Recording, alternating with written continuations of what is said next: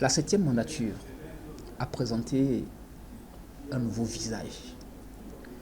Et ce nouveau visage peut être interprété comme le signe d'un renouveau ou d'une volonté de revivifier l'état de droit et la démocratie au Bénin.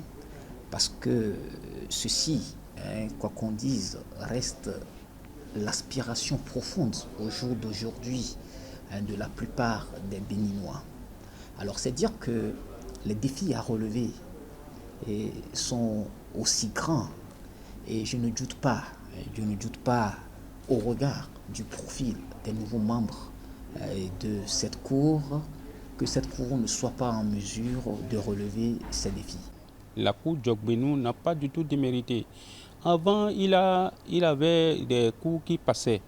Mais à l'arrivée du professeur Djokbenou à la tête de la Cour constitutionnelle, nous avons constaté que, au moins à la Cour constitutionnelle, il a les audiences.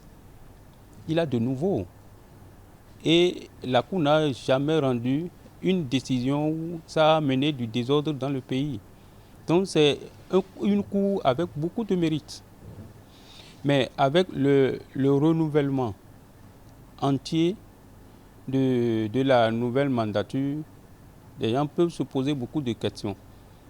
Normalement, ils ne devraient pas se poser des questions. Nous sommes à une période de transition.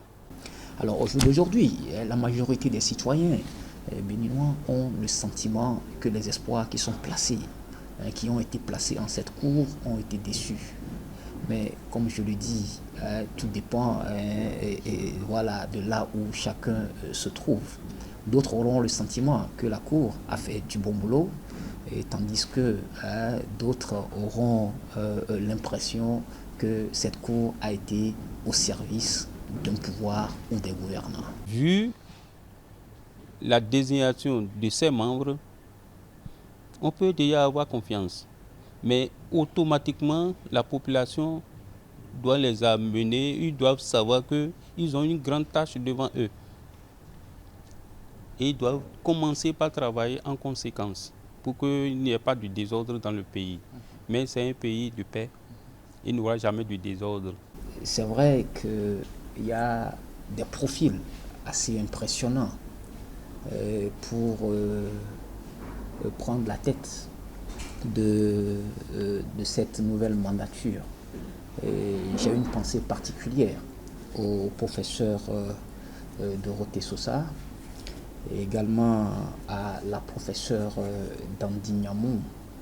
Et je n'oublierai pas non plus le magistrat de grande renommée, Nicolas Assoba. À mon avis, le poste de président va se jouer entre ces trois personnalités. Mais à vrai dire, il serait difficile de miser sur l'un ou sur l'autre. Comme je l'ai dit, tout relèverait du politique. Voilà.